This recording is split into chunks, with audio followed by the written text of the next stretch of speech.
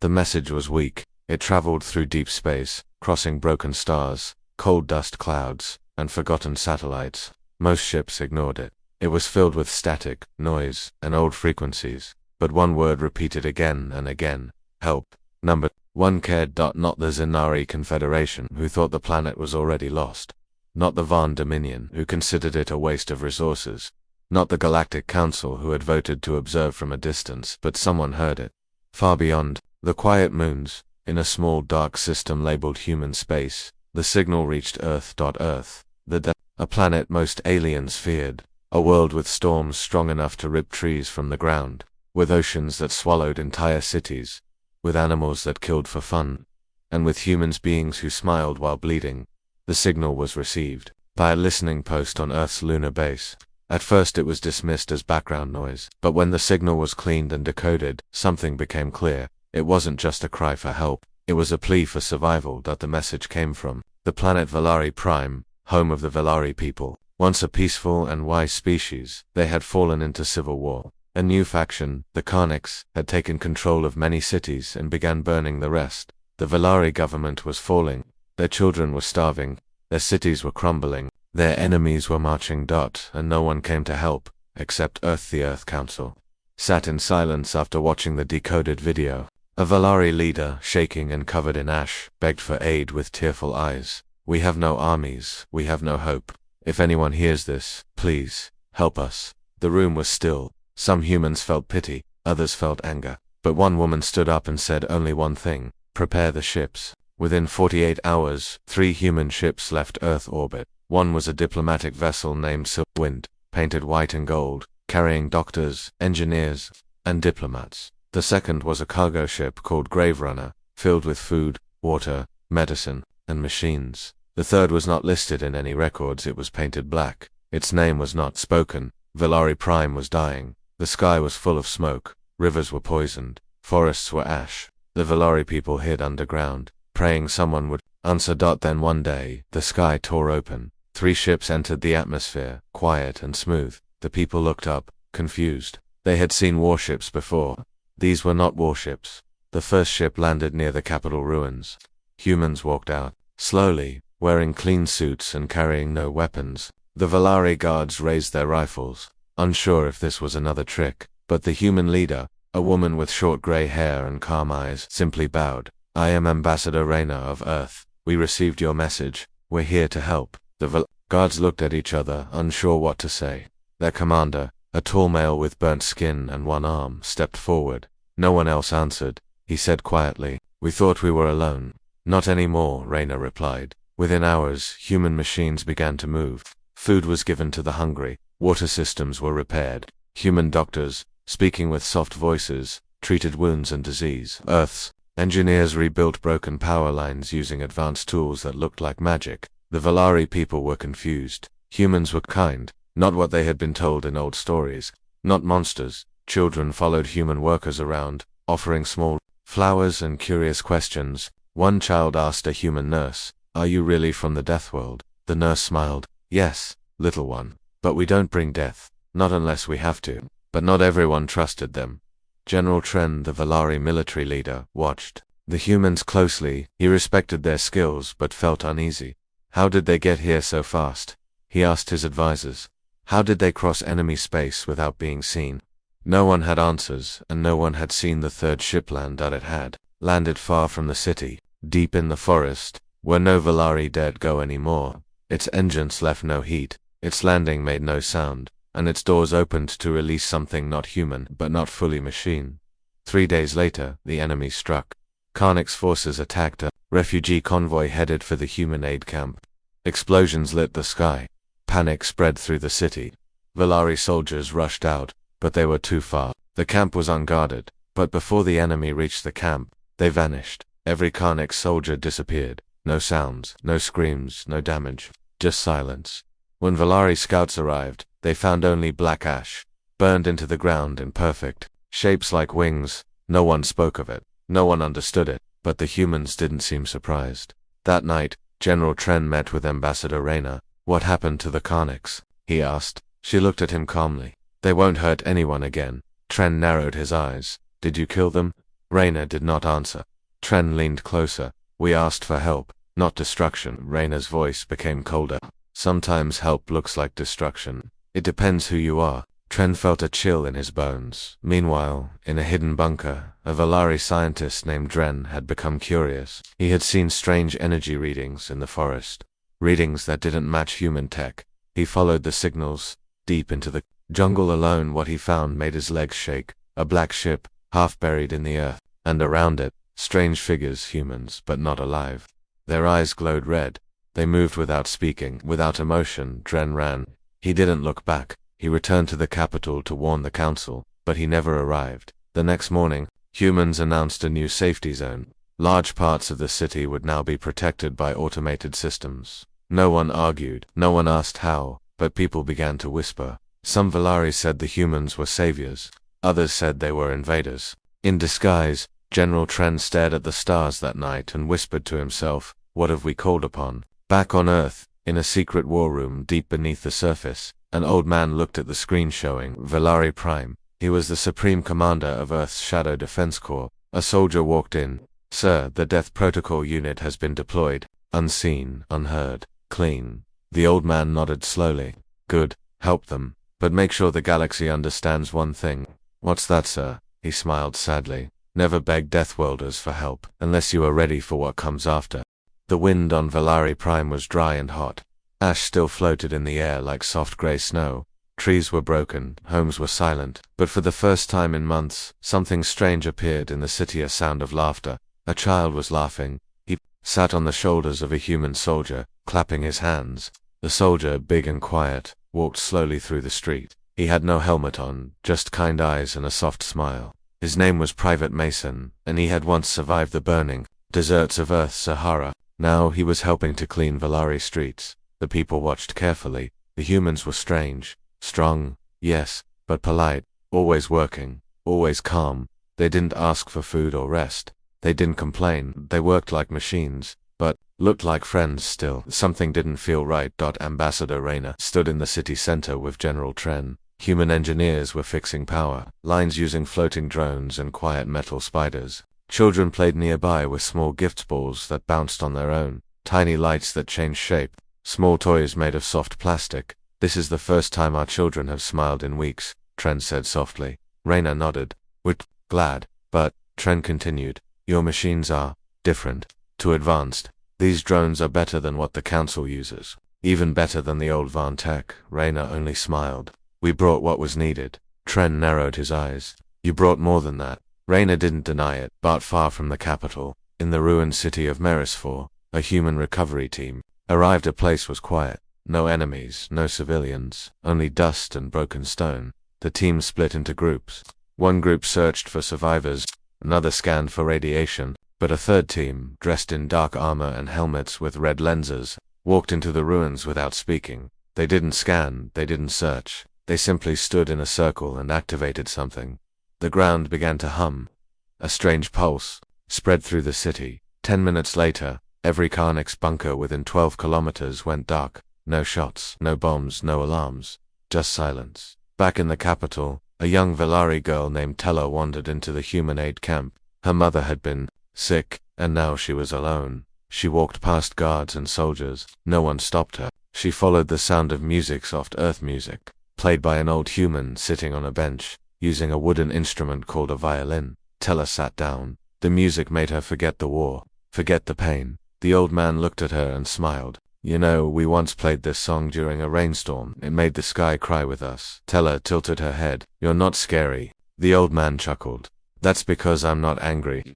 But you should see us when we are." Tella's smile faded. "Why do they call you Deathworlders?" The man paused. "Because we survived a world that tried to kill us every day. And when we left it, we didn't forget how." That night, General Tren called an emergency meeting. A Valari scout had returned from the north. He saw something that disturbed him. There was a city, the scout explained. The Karnix held it, over 2,000 soldiers, and now it's gone, Tren asked. "Destroyed?" "No," the scout said. "Erased." Everyone fell silent. "We found no bodies, no signs of battle, just perfect ash circles, and strange burn marks shaped like wings." Tren turned to the council. "This is not aid, this is judgment." Meanwhile, Deep underground, a curious Valari scientist named Sorin was studying human energy sources. He had requested access to the generators that powered the aid camp. The humans allowed him entry underwatch. Inside the human power station, Sorin saw something impossible. Their machines didn't use standard plasma. They used something older, darker, forbidden in most of the galaxy. He saw the symbol, a red skull, wrapped in thorns. His body turned cold. That symbol had not been seen in thousands of years. It belonged to the ancient human project, Project Thanatos, a death protocol. He left quickly. He needed to warn the council to stop this madness. But before he could leave the human base, a voice stopped him. Did you see what you needed to see? He turned. A tall human in black armor stood there. No name tag, no face visible, just red eyes behind the helmet. I was just checking the readings, Sorin stuttered. The soldier stepped closer. You were warned not to go beyond Zone 3. I didn't mean to, it doesn't matter. Sorin backed away. You're not like the others. The soldier said nothing. His red eyes stared. Then the lights flickered, and Sorin vanished. Only his scanner was found. Back at the aid center, Ambassador Rayner met with General Tren again. He was angry. You promised help, but my people are disappearing. Cities are being silenced. What are you doing here, really? Rayner looked tired. Do you really want to know? Yes. She paused. All right then, she said. But don't say we didn't warn you. She tapped her tablet. A hologram opened. Images of human history. Wars, bombings, chemical storms, monsters, earthquakes, civil wars, entire continents on fire. This is where we come from, she said. Tren's mouth opened slightly. You lived through this. We adapted. And then, we built machines to make sure it never happened again. What kind of machines? Rayner's eyes were cold now. The kind that end wars, permanently. In the following days, the human camp grew stronger. More tech arrived. Valari people lined up for medicine and food. Many trusted the humans. They called them protectors, but others whispered. One soldier had seen something fly overhead at night, no wings. No sound, just a black triangle that vanished into thin air. Another claimed to see a human who didn't cast a shadow. Children began drawing symbols they couldn't explain, red skulls and thorny vines. Even animals acted strange near human zones. They ran away. Something deep was waking. And the galaxy had no idea. In a quiet moment, Ambassador Rayner sat alone in her room, looking at a photo of Earth. She whispered to herself, they asked for help, but they don't know what help means. When it comes from us. She turned off the lights, and across the galaxy, something ancient began to move. Valari Prime was healing, at least on the surface. The streets were being cleaned. Children had food again. Small markets reopened. Human doctors had set up free clinics. The people began smiling again. They even laughed sometimes. But beneath that new peace, something dark was growing. Questions. Many questions, and no answers, General. Tren stood at the edge of the northern ruins. His soldiers had discovered something at a completely rebuilt zone where once there was only rubble. Clean buildings, fresh towers. No workers were seen building them. They appeared overnight. One scout whispered. There were no sounds, no machines, they just were. Tren didn't respond. He stared at the black tower in the center of the new zone. It had no windows, no doors, no markings, just a single glowing line down the middle, pulsing red dot. He sent a team to investigate. None of them returned. Elsewhere in the city, a Valari historian named Ellerin sat inside the central library, studying old records. She had noticed something strange every time she searched for Earth's early military history. The data froze. Files vanished. Entire pages turned blank. Even hard-copy books in her own collection had gone missing overnight. She asked the human guards nearby. They only smiled. We'll look into it, they said. But nothing came. She decided to investigate herself. That night she snuck into the diplomatic zone using an old access tunnel. She had a hidden scanner and a soft light recorder. What she saw made her drop the device. There, in the basement of the human embassy, she saw them black machines floating in the air, scanning Valari maps and highlighting entire zones in red. Beside them stood humans in black suits. No faces, no names. They weren't speaking, but their movements were exactly like they had done this before. Many times she recognized one of the maps. It was of Valaria's council chambers. It was marked for strategic evaluation, neutralization possible. She ran, but she never made it home. Only her recorder was found, and even that had no footage, just static, and a single sentence whispered over and over, observation complete. In a quiet room inside the human-controlled medical center, Private Mason sat beside a young Valari boy who had lost his family. The boy named Kale asked softly, "Will you leave us after we're safe?" Mason nodded. "Yes, we'll leave. We never stay where we're not wanted." "Will the bad ones come back?" "They might," Mason said truthfully. "Then what will happen?" Mason looked away. "They won't get far." The boy stared at him. "You're scary." Mason gave a sad smile. "Only to those who make us speak." General Tren gathered his commanders in secret. He had collected whispers, reports, pieces of truth. It was enough to understand one thing. The humans were not just helping, they were preparing. Preparing for something no one else could see. One of his officers, Captain Vell, showed him an energy scan. "This is from the aid camp, their main reactor. But this signal, this isn't power. This is a lockdown field. If they turn it on, they can trap an entire city in seconds." Trent felt cold. "Why would they need that?" he asked. No one answered. Then came the first public incident. A Valari man accused a human soldier of hiding weapons in a peaceful zone. The soldier didn't respond. He simply looked at the man with glowing red eyes. And the man collapsed. No wounds, no marks, just unconscious. Doctors found no brain activity for 10 minutes. When he woke up, the man had no memory of what happened and now stuttered when he spoke. The council demanded answers. Ambassador Rayner appeared the next day, calm as ever. "We are here for peace. But peace requires control. We won't allow violence to grow again." But he did nothing violent. One elder shouted. Rayner's tone did not change. He was about to. "You can't know that." Rayner leaned forward. "We always know," and then she left. Whispers spread faster now. People said the humans had machines that could read thoughts. Others claimed that ghosts walked near the Black Tower at night. One refugee swore he saw a human disappear into the ground, swallowed by shadow. The Valari were not at war anymore, but they were not at peace either. They were in something worse, a quiet occupation. In the council chambers, General Tren made a bold decision. "We must test them," he said. "See how far they'll go. If they truly mean peace, they'll show restraint." His plan was simple. He would send a small drone squad to fly near the human restricted zone, unarmed, just to watch their response. The drones launched quietly. They reached the zone within 2 minutes, but before they could record anything, they all dropped from the sky, deactivated mid-air.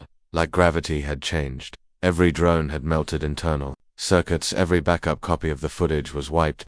Even the command terminal that controlled them overheated and exploded. It wasn't an attack, it was a warning. Ambassador Rayner sent a message an hour later. No words, just a single image. A satellite photo of Valari's capital, with red X's marked over every major structure, and a line beneath it: "Do not test Deathworlders. We are not children."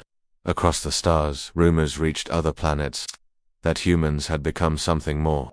Something terrible. Something holy. They were not conquerors, they were correctors. They didn't invade, they arrived. They didn't fight, they erased. They didn't ask for loyalty, they expected order. And if you crossed that line, you were never heard from again. In a quiet moment, as the sun set behind ash-covered mountains, the Valari child Kale sat beside Private Mason again. "Are we still safe?" Kale asked. Mason looked at the sky. "For now. What happens if someone makes you angry?" Mason gave no smile this time. "We don't get angry," he said. "We get done." Kale didn't understand the words, but the way Mason said them made the boy shiver. The peace was fake now. Everyone could feel it. Yes, food was available. Yes, medicine reached every village. But smiles had faded. People walked fast and quiet. The human zones were growing. The machines buzzed in the sky like silent watchers. No one spoke openly anymore. And now, people were disappearing. A young Valari teacher named Mira had been tracking the disappearances for weeks. She kept names on a hidden datapad. Children, journalists, low-level council workers, even soldiers. Most had one thing in common. They asked too many questions. She tried to report it to the council, but they were afraid. "They're helping us," one elder said. "You want to go back to starving in the streets?" Mira clenched her fists. "At what cost?" No one answered. That night she met with 2 other Skirin, a hacker who had once broken into the old council vaults, and Lorik, a soldier discharged. After questioning human patrol routes together, they made a choice. They would go where no one dared. They would enter the Black Tower. The Black Tower had no door, no window, no lock, but it had a weakness. Every 41 minutes, a small ripple in energy moved through its side. Like a blink, Kieran had been watching for days. "That's our moment. 3 seconds. If we don't make it in, we disappear like the others," Lorik finished. They waited until the third night, when the streets were quiet and the sky full of human drones. 3 seconds. That's all they had. The pulse came. They ran. The wall flickered, and they passed through. They didn't expect what was inside. No walls, no rooms, just space. A giant dark chamber, glowing red from below, and in the center, a suspended cube, floating and humming, filled with thousands of blinking lights. Lorik stepped forward. This is not Valari tech. This is ancient, maybe older than our planet. Then Myra saw something that made her stop breathing. The cube was showing Valari faces, names, locations, even heartbeat data. All live. We're being watched. She whispered. No, Kieran said, voice shaking. We're being mapped. Then the lights changed. The cube shifted to a new set of images: Earth cities, military units, space fleets, all linked to the Valari population.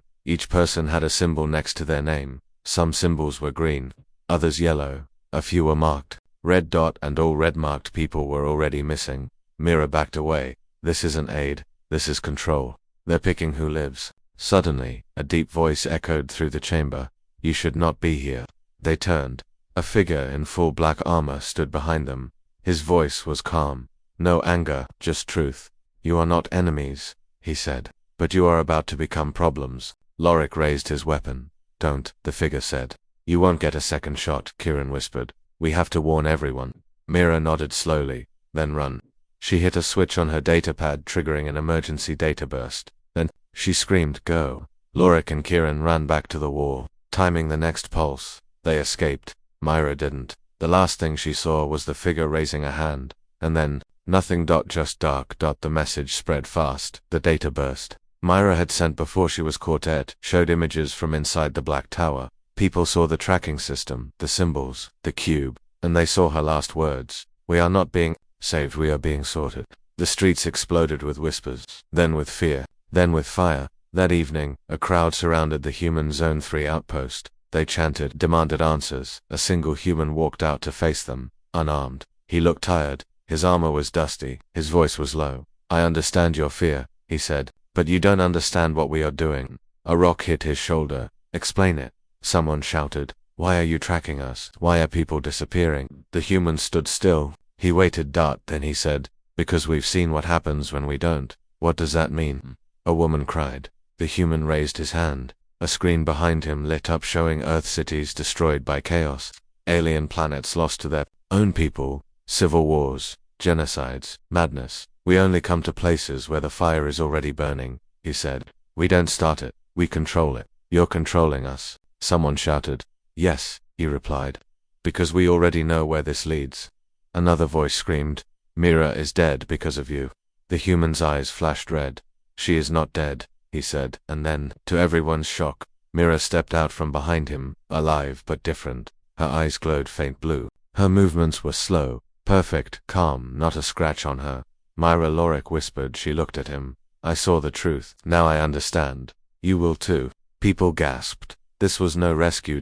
This was conversion. The crowd scattered, and the Valari Council called for emergency session. General Trend spoke with fire. This is not aid. This is occupation. They're changing our people. Some council members hesitated, but the people still eat, still live. The war is over. At what price? Trend barked. They ended the war in 1 week. We couldn't do that in 10 years. Trend stood tall. Then maybe they didn't come to help us. Maybe they came to finish what we couldn't. And across the galaxy, on a silent death world called Earth, a cold room full of red screens glowed quietly. An old man watched the feed from Valari Prime. He wore no medals, no rank. Just a tag. Overseer. He turned to the Dark Council behind him and said, Stage 1 complete. Begin Phase 2. And in the stars above, Valari black, ships began to wake. The people of Valari had a choice to make. Submit or burn. And many chose fire. Explosions shook the streets of Zone 2. Valari. Rebels, once quiet citizens, had turned into fighters overnight. They wore stolen armor, carried old weapons, and screamed. Myra's last message across the rooftops. We are not being saved. We are being sorted. The Black Tower remained untouched, but not for long. General Tren led the largest group. With him were thousands council guards, farmers, scientists, even children who had lost family during the war. They marched with one goal: reclaim their world. We didn't fight a war for 10 years just to become slaves, he shouted. Behind him, hundreds roared. But deep down, Tren was afraid, because he hadn't heard from any of the rebels who entered the human zones, not one. They vanished like dust in orbit. The skies began to change. Massive human warships, black and silent, slid into position above VLARI. No alarms. No demands. They simply hovered. Like they were waiting. Valari scanners tried to read them. Failed. No heat signatures. No transmissions. Just shadows in the sky. And with every hour more ships watched the planet with calm eyes. A junior officer whispered, "They're moving against us. Should we activate containment?" Raina shook her head. "No, let them act first." "But ma'am, we are Deathworlders," she said softly. "We don't start fights. We end them." She touched a small device on her desk. A signal burst into the stars. Phase 2 had begun. Elsewhere, Lorik and Kieran were on the run. They had seen Mira again. She was different now, like a machine wearing her face. They tried to speak with her, reason with her, but she only smiled and said, "Chaos is a disease. We are the cure." Now they hid underground, where old Valari tunnels reached beneath the human zones. "We hit their generators," Lorik said. "Blind their towers. We stop the data flow." Kieran hesitated. "What if this wakes something worse?" Lorik looked at him. "Then let it wake." The attack came at night. Tren's forces charged through Zone 3. Explosions tore through walls. VLARI. Banners waved in the streets. They reached the main shield hub and fired every weapon they had. The shield cracked and shattered. Cheers erupted. For the first time, humans fell back. For the first time, Valari believed they might win, but it was a mistake, because the humans weren't fighting yet, they were measuring. And now, the measurement was complete, at sunrise. The black towers across Valari began to glow red. The sky turned dark and then they descended.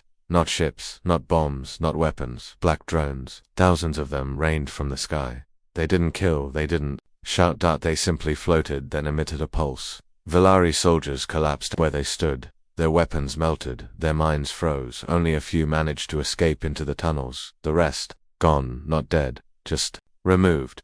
General Tren stood alone, his command center destroyed. Above him, a drone hovered. It played a message in Raina's voice. "Mercy was given. You threw it away." Then the drone exploded. Tren survived. But barely. Now he knew. This wasn't occupation. It was calibration. Meanwhile, in orbit, the black ships moved. Not toward Valari, but toward other planets. Systems nearby that had watched the Valari war in silence. They received a single message. "You saw the chaos. You did nothing. Now you will follow protocol." Some tried to resist. They were silenced. Others submitted. They received food, water, medicine, and black towers of their own. No threats, no chains, just one rule. Do not test Earth. Back on Valari, Myra stood atop the black tower. Her voice echoed across every screen. "I was like you once, confused, angry, lost, but now I see." She turned to face the people. "You call this control. I call it peace. You call it fear. I call it stability. You call it ruin. I call it order." The screens went dark. In the hidden tunnels, Lorik and Kieran finally reached the generator core. Kieran hacked the system. "We can shut it down for 5 minutes. That's it. No more." Lorik placed the charge. 5 minutes is enough. They lit the fuse and ran. The explosion rocked the entire zone. For 5 minutes, the human systems blinked. And in that moment, thousands of Valaris saw their chance. They ran, hid, fought, escaped. 5 minutes of true rebellion. And 5 minutes was enough to send one final message into space. "Help us. Earth is not what it seems." That message reached places Earth didn't expect. Dead systems, forgotten empires, old enemies, and one cold moon on the edge of the galaxy, where something ancient opened its eyes. It had watched Deathworlders grow. It had slept through their rise, but now it would rise to because not everything fears Earth. Some things waited. Back in the embassy, Raina stood in silence. Her officer returned. They sent a distress beacon. Raina smiled faintly. "Let them, should we block it?" She shook her head. "No, let the galaxy hear." "Why?" "Because we don't hide who we are." She looked at the stars. "We're not monsters, we're warnings." And behind her, the human flag unfurled its center, marked not with stars, but with a single black tower. Watching, waiting, judging.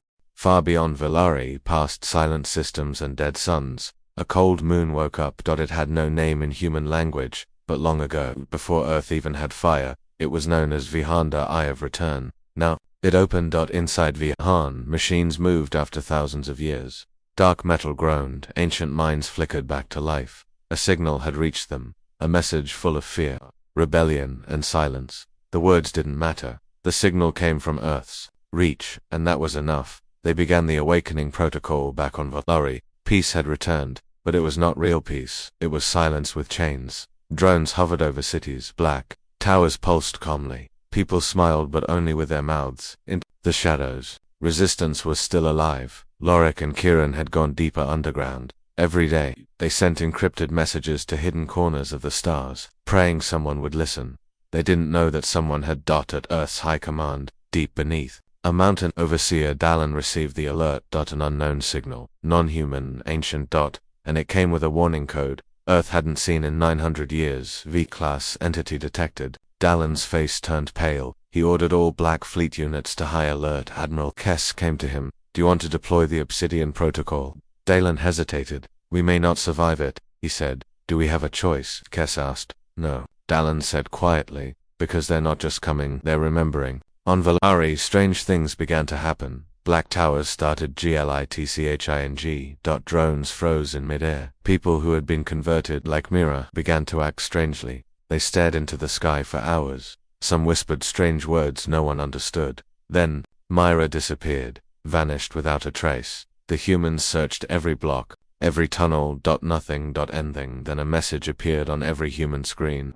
Across every planet Earth had touched. You reached too far. Now we return. It wasn't sent by the VELAR. It wasn't sent by any known species. The origin was unknown. The threat was not. Earth's response was fast. Across the galaxy, Black Fleets activated. Every Deathworlder-controlled system went into lockdown. All travel was frozen, and yet the signal kept coming. From more places. From old battlefields, dead planets, frozen ruins, even from inside Earth's own history vaults. Long thought secure, a deeper truth began to rise. Deathworlders were not alone at the top. They never were. Something older had always watched from the dark. Something they had once challenged and locked away, but not destroyed. Lorik, in the tunnels, felt it too. He began having dreams, visions of cold machines, giant shadow beings, and a planet that burned without fire. He saw humans not strong and combat terrified, running, hiding, bleeding. When he told Kieran, the hacker looked afraid. I've seen those same things in the code, he whispered. Something is infecting their towers, not us. Kieran shook his head. No, something deeper. Even they can't stop it. Then the Black Tower in Zone 3 exploded without warning. Not by rebels, not by weapons, it just imploded into nothing. Orbit Raina stood on her command ship, watching everything. Her officer came to her, panic on his face. Ma'am, it's not sabotage. Then what? It's them. The ones from Vihan. They've woken up. Raina froze. She turned slowly. Are you sure? He showed her the signal. It pulsed in an ancient pattern Earth once decoded it during the War of Null. Now it was back. And this time, louder. Earth's secret archives told a story. Thousands of years ago. Long before Earth ruled anything, they encountered the Vihan machines. Back then, humans had just discovered faster than light travel. They were curious, brave, foolish.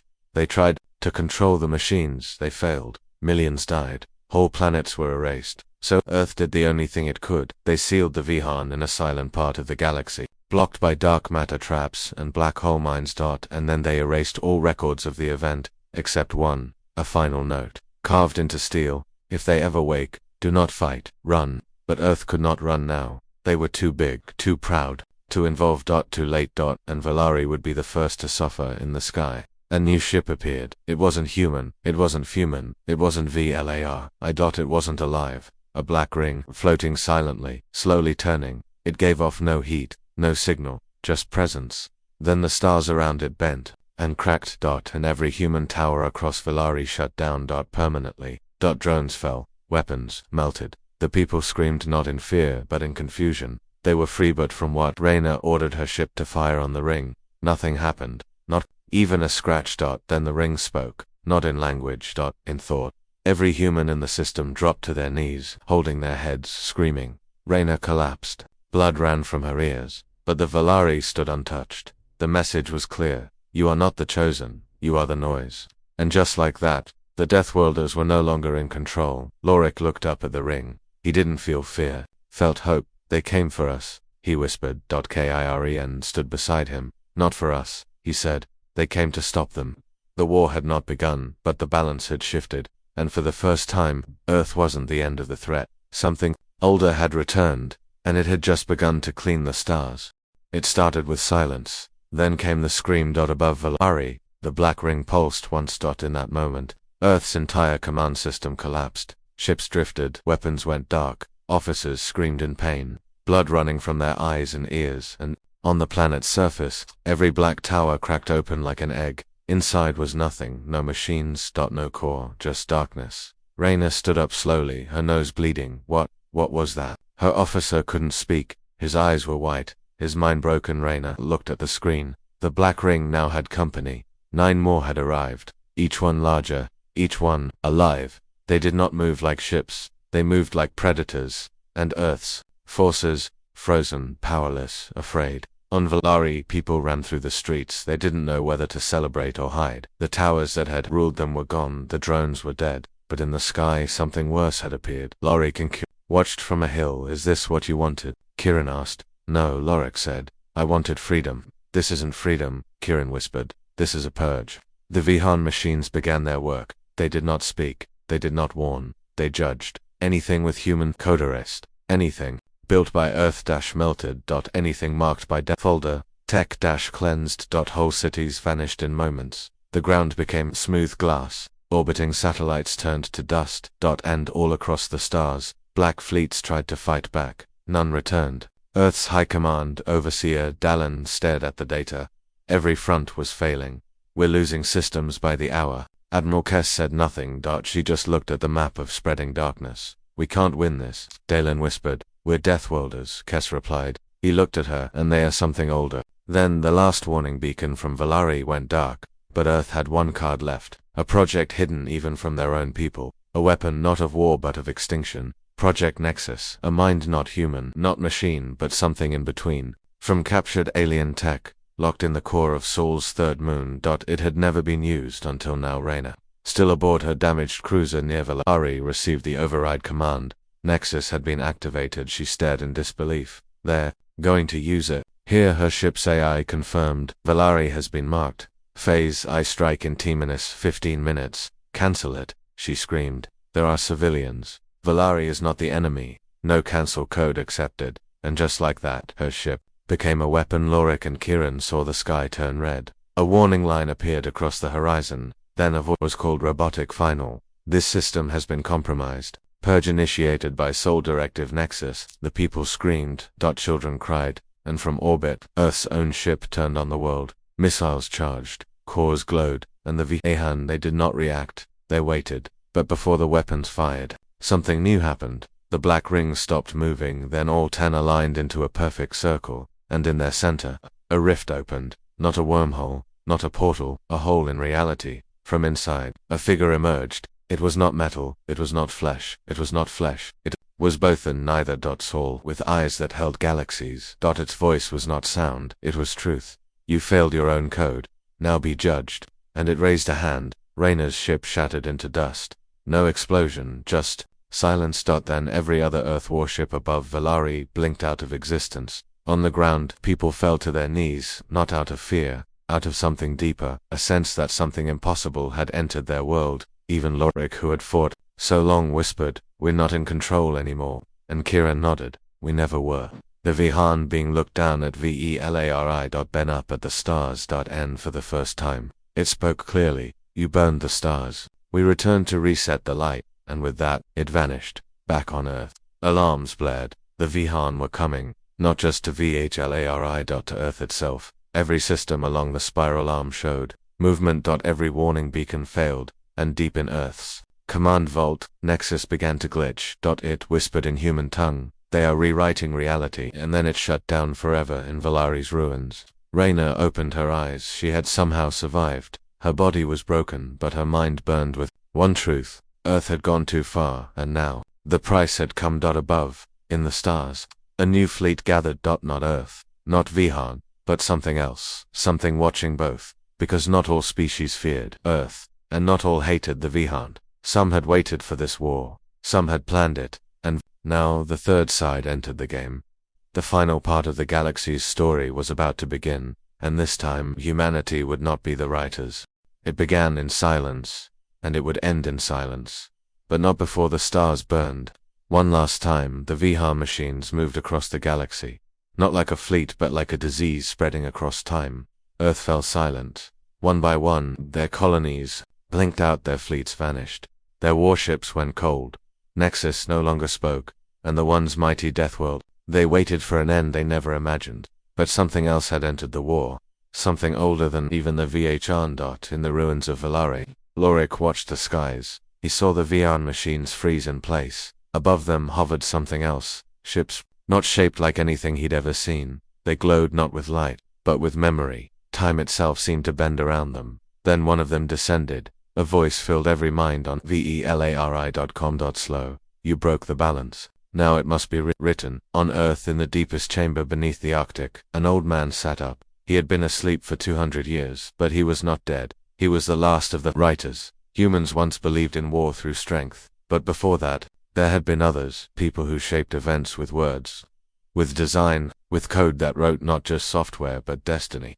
The old man opened his eyes. He whispered, "They finally found me." Reyna floated in an escape pod drifting in orbit. She looked down at Valari, now lit by strange energy that the pod systems turned on by themselves. A voice came through, but it wasn't Earth, and it wasn't VHR. It said, "The original author has been summoned," and then she vanished in a beam of light. Lorik was standing beside the crater where Valaris' central tower had once been. Then he saw her. Reyna appeared before him, her eyes glowing, but her voice was calm. "I saw it," she said. "The real war is not for territory." "Then what?" "It's for the right to tell the story." From the sky came a figure, not machine, not human, not God, but something between. The Vihan stopped moving. Even the new force waited. This being was the last of the first racer. People who created the first civilizations in the stars. They had disappeared, or so the galaxy believed, but they had only hidden, watching, recording, waiting for the end, and now it had come. The being looked at Lorik. "You are a child of a broken world." Then to Reyna, "You are a weapon built on false pride." Then it pointed to the sky. The stars twisted, and suddenly, the entire galaxy was shown like a map. Systems blinking, wars mapped like ink strokes, and in the center, a line of code. One line, the original law of the universe. Those who write, rule. The first race had left the galaxy. One rule, you may conquer, but only if you record with truth. Earth had rewritten too much, lied in their archives, burned too many facts. The Vihan had been released to erase that false history, but the Vihan had no soul, only judgment.